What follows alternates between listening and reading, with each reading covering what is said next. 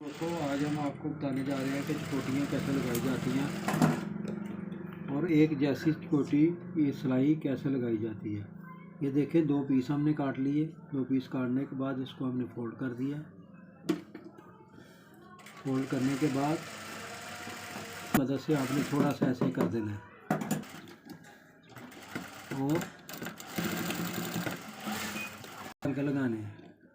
ये एक लग गया, ये दो लग गए, दो टांके लगाए और फिर हम इसे उसी तरफ लेके टांके लगे हैं। तो जब इधर वाली साइड पे आती हैं तो वो ज़्यादा चौड़ी हो जाती है। तो इसलिए आपने क्या करना है कि ये वाली सिलाई पे आपने आना है, ये वाली ही सिलाई पे आपने आना है। जहाँ पे आप आ गए उसके बाद मशीन की मदद से ये देखें, एक टांका लग गया, ये दो टांके लग गए आपके।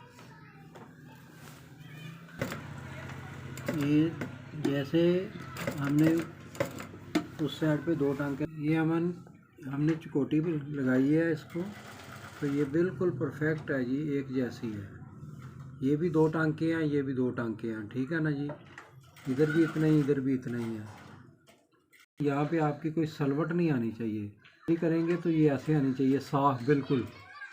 वहाँ पे आपको बताया जाता है तो बेहतरीन कारीगर बन सकें।